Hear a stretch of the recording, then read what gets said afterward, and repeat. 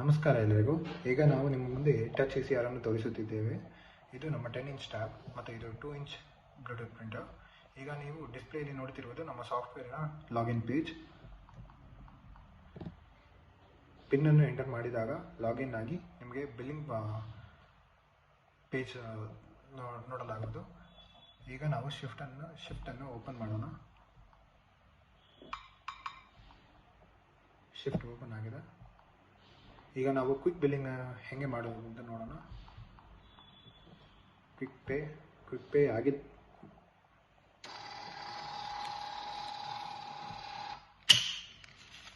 ನೋಡಿ, ಇದು ಅತಿ ಸುಲಭವಾದ ಕೆಲಸ, ಕ್ವಿಕ್ ಪೇ. ಈಗ ನಾವು ನಿಮಗೆ ಚಾರ್ಜ್ ಅನ್ನು ತೋರಿಸಿಕೊಡುತ್ತೇವೆ.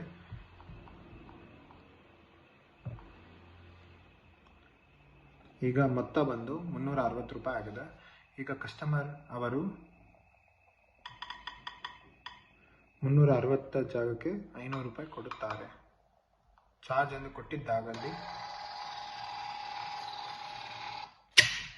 ನಿಮಗೆ ಇಲ್ಲೇ ದೊರೆಯುತ್ತದೆ ಎಷ್ಟು ಮೊತ್ತ ಕಸ್ಟಮರ್ ಅವರಿಗೆ ಕೊಡಬೇಕೆಂದು. ಟೋಟಲ್ ಮೊತ್ತ ಬಂದು 360. ಕ್ಯಾಶ್ ಕಸ್ಟಮರ್ ಅವರು ಕೊಟ್ಟಿರುವ ಕ್ಯಾಶ್ 500 ರೂಪಾಯಿ. ಇವಾಗ ಒಟ್ಟು ಮೊತ್ತ 140 ರೂಪಾಯಿ ನಾವು ಕಸ್ಟಮರಿಗೆ ಹಿಂದಿರುಗಿಸಬೇಕೆಂದು ಅದರಲ್ಲಿ ಬಿಲ್ಲಲ್ಲೇ ಬರುವುದು. ಈಗ ನಾವು ನಿಮಗೆ ನಾವು ಈಗ ಹೋಲ್ಡ್ ಆಪ್ಷನ್ ಅನ್ನು ತೋರಿಸುತ್ತೇವೆ. ಈಗ ಮುಂದೆ ಇರುವ ಕಸ್ಟಮರ್ ಅವರು ನಾವು ಈಗ ನಿಮಗೆ ಹೋಲ್ಡ್ ಆಪ್ಷನ್ ಅನ್ನು ತೋರಿಸುತ್ತೇವೆ. ಈ ಹೋಲ್ಡ್ ಆಪ್ಷನ್ ಕೊಟ್ಟಿರುವುದು ಏಕೆಂದರೆ ಬಂದಿರುವ ಮೊದಲನೆಯ ಕಸ್ಟಮರ್ ಅವರು ಪೇಮೆಂಟ್ ಡಿಲೇ ಆಗುತ್ತಿದ್ದಲ್ಲಿ ಅಥವಾ ಹಿಂದೆ ಇರುವ ಕಸ್ಟಮರ್ ಅವರಿಗೆ ಅರ್ಜೆಂಟ್ ಹೋಗಬೇಕಾದಲ್ಲಿ ನಾವು ಕಾರ್ಟಲ್ಲಿ ಬಿಲ್ ಆಗಿರುವ ಕಸ್ಟಮರ್ ಅನ್ನು ಹೋಲ್ಡ್ಗೆ ಹಾಕಬಹುದು. ಈಗ ಬಂದಿರುವ ಅರ್ಜೆಂಟ್ ಇರುವ ಕಸ್ಟಮರ್ ಅವರಿಗೆ ಪೇಮೆಂಟ್ ಆಗಿ ಅವರಿಗೆ ಬೇಕಾಗಿರುವ ವಸ್ತುಗಳನ್ನು ಕೊಟ್ಟು ಹಳೆ ಕಸ್ಟಮರ್ ಅನ್ನು ರೀಕಾಲ್ ಮಾಡಿ ಅವರ ಪೇಮೆಂಟ್ ಮಾಡಿಸಿಕೊಳ್ಳಬಹುದು.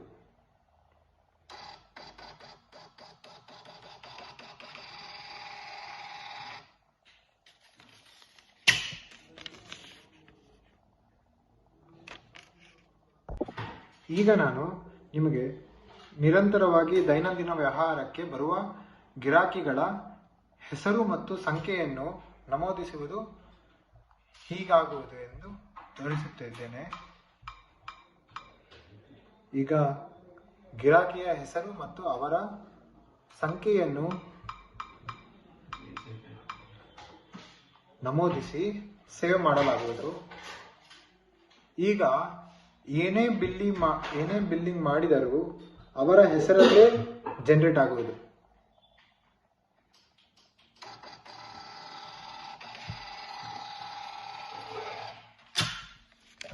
ನೀವು ನೋಡಿದ ಹಾಗೆ ನಾನು ನಮೂದಿಸಿದ ಗಿರಾಕಿಯ ಹೆಸರು ಮತ್ತು ನಂಬರ್ ಅದರಲ್ಲಿ ಬಿಲ್ ಜನರೇಟ್ ಆಗಿದೆ. ಇದು ಈಗ ನಾವು ರೆಸಿಪ್ಟ್ ಅಲ್ಲಿ ಹೋಗಿ ಈಗ ನಾನು ಬಿಲ್ ಆಗಿರುವ ಕಸ್ಟಮರಿಗೆ ರೀಫಂಡ್ ಬೇಕಾದಲ್ಲಿ ಅವರಿಗೆ ಯಾವ ಐಟಮಿನ ರೀಫಂಡ್ ಬೇಕೆಂದು ನೋಡಿಕೊಳ್ಳಬೇಕು. ಈಗ ಫಾರ್ ಎಕ್ಸಾಂಪಲ್ ಸ್ಪಾಂಜ್ ಕೇಕ್ ಕಸ್ಟಮರಿಗೆ ಬೇಡವಾದಲ್ಲಿ ನಾವು ಈಗ ರೀಫಂಡ್ ಕೊಡ್ತೀವಿ.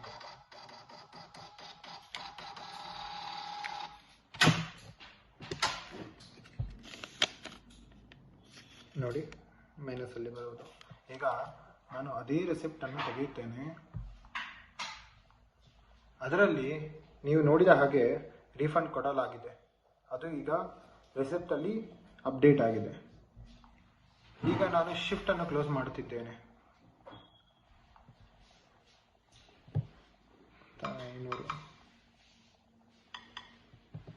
ಈಗ ನಾನು ಶಿಫ್ಟ್ ಅನ್ನು ಕ್ಲೋಸ್ ಮಾಡುತ್ತಿದ್ದೇನೆ.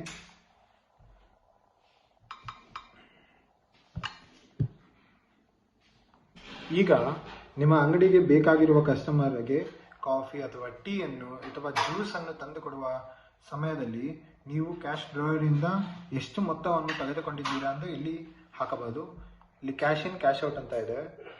50 ರೂಪಾಯಿ ಟೀಗೆ ಅಂತ ತಗೊಂಡಿದ್ದಾರೆ, ಅದನ್ನು ಕ್ಯಾಶ್ ಔಟ್ ಎಂದು ಕೊಟ್ಟಿದ್ದಲ್ಲಿ ಕ್ಯಾಶ್ ಔಟ್ ಆಗಬಹುದು.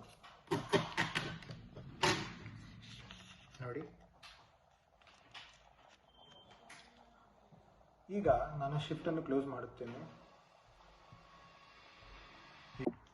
ಈಗ ನಾವು ಸೇಲ್ಸ್ ಪೇಜ್ಗೆ ಹೋಗೋಣ. ಅದರಲ್ಲಿ ನಿಮಗೆ ಬೇಕಾದಂತಹ ಈಗ ನಾವು ಸೇಲ್ಸ್ ಪೇಜ್ಗೆ ಹೋಗೋಣ. ಅದರಲ್ಲಿ ನಿಮಗೆ ಬೇಕಾದಂತಹ ಭಾಷೆಯಲ್ಲಿ ಅಳವಡಿಸಿಕೊಳ್ಳಬಹುದು. ಈಗ ನೀವು ನೋಡಿದ್ದಲ್ಲಿ ಮಫನ್ಸ್, ಫಡ್ಜ್, ನಿಮಗೆ ಬೇಕಾದಂತಹ ಭಾಷೆಯಲ್ಲಿ ನೀವು ಇಲ್ಲಿ ಅಳವಡಿಸಬಹುದು. ಧನ್ಯವಾದಗಳು.